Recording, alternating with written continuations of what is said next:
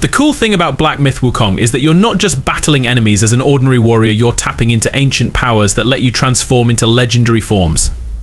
From unleashing fiery waves to calling down thunder as a storm-charged beast, each transformation brings a totally new feel to the game. These transformations aren't just flashy moves, they're designed to keep you on your toes and ready for anything.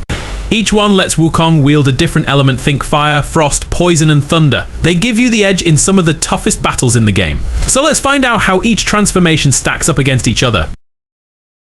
Every strike you land in the Hoarfrost transformation coats your enemies in Frostbane, slowing them down and making them feel the bite of your icy wrath. Flick those tentacles with quick, icy slashes that keep your enemies on their toes. The more you hit, the more focus you build, ready to unleash bigger moves. This spell lets you plant an ice sheet on the ground when you have at least one focus point. Enemies unlucky enough to tread on it are blasted with Frostbane, slowing them down and making them easier targets. Let's be honest, turning into a violent worm isn't exactly a pretty sight, and having no focus transfer doesn't help its case either, so you can understand why it occupies this spot on this list. But the Violet Hail spell is still useful as poison loses its power on you.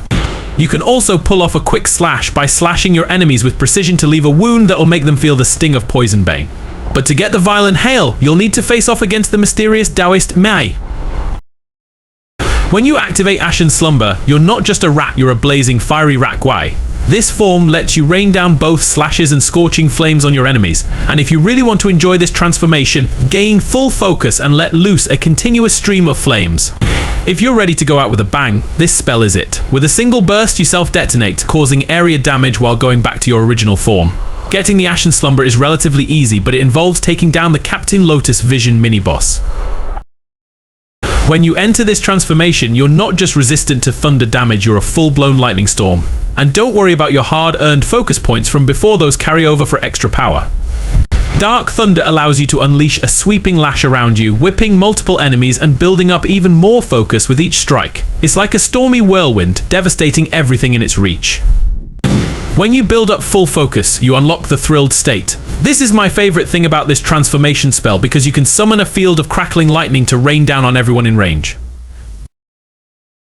Getting Umbral Abyss isn't easy, but it's worth it. You'll need to finish Chapter 3 and face off against the Macaque Chief 3 separate times. Win these intense encounters and this transformation becomes yours. With this transformation you can perform a Sprouting Spring. You can think of this move as a dance of blades. As you are spinning and slicing with your longsword, you're also building up focus.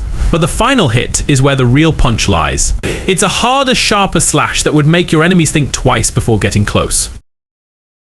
Getting Avon Flow requires you to face off against Chen Lung and Yin Tiger, but the journey there is just as intense. In this transformation you have a massive sword that feels like an extension of yourself.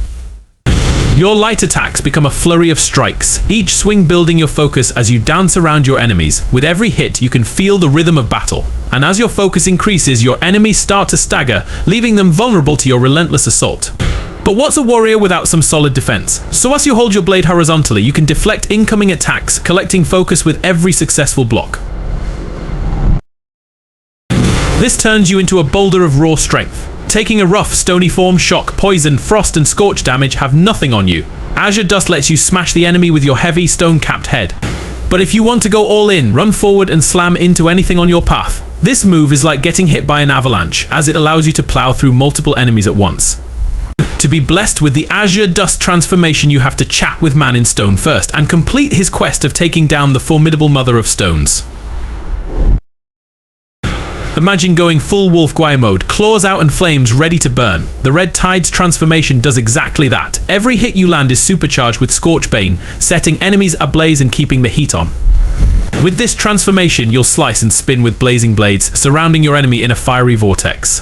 And the best part is that with each attack, your focus builds, letting you power up even more. Getting Red Tides isn't too complicated, but it's all about finding and taking down Guangi. With the Golden Lining transformation, you take on the power of the Yellow Lum, and lightning attacks don't phase you one bit. Every hit you land doesn't just hurt, it also applies a powerful electric curse that leaves your enemies sizzling. What I like most about this transformation is the Fatal Shadow move. It lets you slip into the darkness and build up power before leaping out with a crushing strike. Think of it as a sneak attack with a thunderous twist. But earning the Golden Lining transformation isn't a walk in the park. You'll need to prove yourself worthy by taking down the mighty Yellow Loom, which is the boss in Chapter 4. This transformation lets you turn into a stone monkey, shrugging off shock and poison like they're a mild breeze. But that's not all. When you're in this mode, frost and scorch attacks don't hurt you, they actually boost your strength. You're still totally dialed into your regular spells, and any focus you built up before transforming stays intact for when you switch back. You can give a ground-shaking, double fist slam to your enemies with the Azure Dome. You just have to crouch down, tap into some serious force, then leap up and come crashing down on your enemies. But getting this transformation is no small feat. You've got to take down some big enemies like the Elder Jingqi, but you still wouldn't get the Azure Dome until you take down Elang Shen.